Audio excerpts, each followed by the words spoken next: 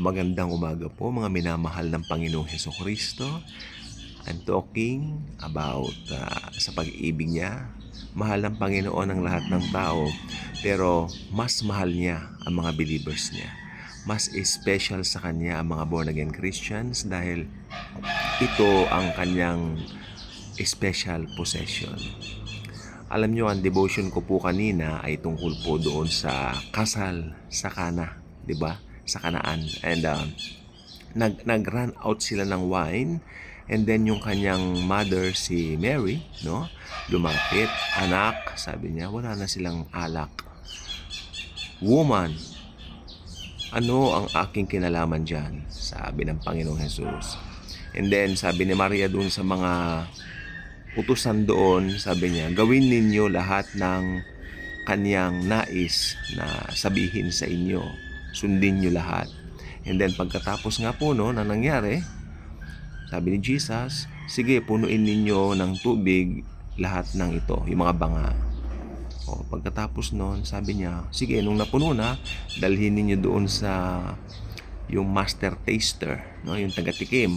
Meron kasing master taster na taga-tikim. Ganyan ang yung mga Pilipino, hindi makaka-relate yan dahil iba ang kustumbre ng mga Hudyo sa atin. O, dinala nila sa master taster, yung taga-tikim. Pagkatapos, sabi nung master taster, doon sa groom, sabi niya, yung iba, karaniwan, ilalabas muna nila yung good wine. Pag naubos na yung good wine, ilalabas nila yung hindi masyadong masarap na wine. Pero ikaw, sabi niya doon sa groom, ang nagsasalita rito yung master taster, pero ikaw, hanggang ngayon, nasa iyo pa rin yung good wine. Mga kaibigan, mga kapatid ko kay Jesus, tayo po na mga Kristiyano, tayo po ang good wine. Okay? Kaya hindi tayo magra-run out ng cash, hindi tayo maghihirap, walang anak ng Diyos ang namamalimos ng bread, di ba? Kaya alam niyo, pag nasa iyo si Jesus, unlimited talaga ang blessings. Unlimited to the extent na hindi mo maipaliwanag. Naggagastos naman ako, gumastos naman ako ng marami, pero bakit hanggang ngayon may pera pa rin ako? Hindi mo maintindihan. Another sister in the Lord, way back in, I think 2009 or 2010, mga younger generation pa lang kami noon, no, na nagba-Bible study. Ang sabi, pinapagamit po niya yung bahay niya sa Bible study. Ang sabi niya, alam niyo mga kapatid, sabi niya, hindi ko maintindihan kasi marami siyang utang. Pero lahat ng utang niya na bayaran niya, may sobra pa siya. Hindi ko maintindihan kung saan nanggaling yon. Pero isa lang ang alam ko, kay Jesus, kay Jesus. Okay? Kaya if you are a true believer of the Lord, meron kang tinatawag na kumpiyansa na anuman ang nangyayari sa mundo, ano man yan, alam mo dahil kay Jesus, may provision siya. Anyways, Jesus, siya mismo ang ating provision. Okay? At ngayong araw ng Independence Day, ang totoong malaya ay ang mga born-again believers. Sapagkat nakalagay po sa Galatia 5:1. Okay? Pinalaya na kayo ni Kristo. Huwag nang magpaalipin pang muli. Tungkol saan? Huwag magpaalipin saan? Huwag nang paalipin sa kasalanan. Diba? Huwag nang paalipin sa mga tuntunin na natutunan natin noon sa maling relihiyon. Ngayon na kay Kristo tayo, buong kalayaan nating ma-enjoy ang Christian life and Christian living natin. Knowing that Jesus is always with us. Knowing that Jesus truly loves us.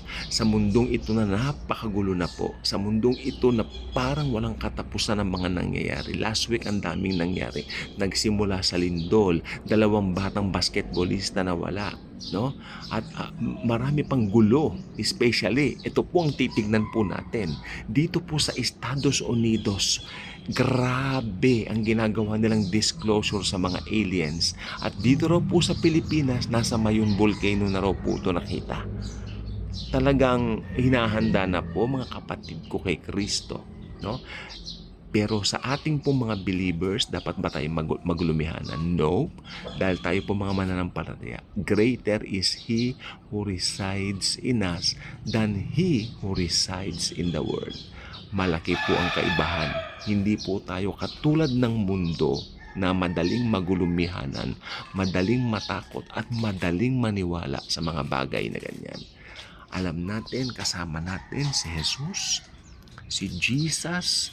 Siya po ang ating treasure na alam nating hindi mawawala, hindi mananakaw dito sa mundo.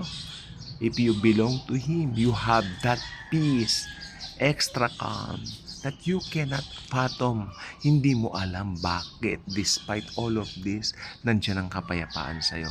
Hindi mo alam bakit despite magastos ka, marami kang binili sa Shopee, naggagastos ka. Okay lang yon. Importante, hindi ka pinababayaan ni Kristo. Magugulat ka. Gusto naman ni Jesus, mag-enjoy ka. Huwag mong iisipin yung gasto. I-provide ng Panginoon lahat yan. Okay? Of course, nandun yung maging wise ka. Magkaroon ka ng bank account. Pero, come on, let's face it. Sometimes, ang paggastos, hindi mo maiwasan. Minsan, kailangan mo magpagawa ng ganito. Gawin mo lang. Jesus will provide. That's grace. You are preaching the person of Christ. And if you preach the person of Christ, how come na matatakot ka sa ano paman? Hindi. I will never leave you nor forsake you. That's grace. That's Jesus. Magulo na po ang mundo ngayon. No? Tatandaan ninyo, magulo ang mundo pero may kapayapaan tayo sa gitna nito. Nandyan po yung binabantayan nating mga UFO. Alam nyo, araw-araw ito po sasabihin ko. Mas nag-e-escalate po itong mga UFOs kaysa dito po sa Abraham Accords o dito po sa pwedeng maging one world religion.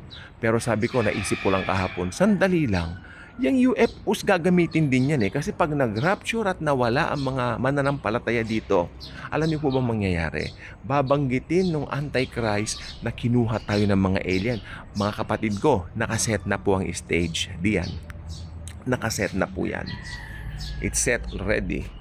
Pero, hindi po nawawala dyan yung tinatawag na one world religion na anytime masusumpungan na rin po ng tao. Unti-unti yan.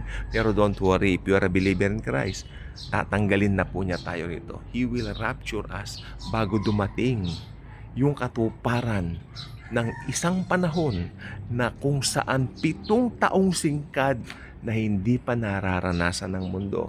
You know what I am talking about, right? That is the Great Tribulation. 7 years of tribulation na kailanman hindi pa naranasan ng mundo at hindi na mararanasan kailanman. Sapagkat nandyan na po ang timeline. Pag nagsimula na po yan, 7 taon na lang ang itatagal ng mundong ito sapagkat sa dulo niyan magse-second coming na si Jesus. Kasama mga believers niya na kinuha niya ng rapture. Tayo yun. Tayo po yun.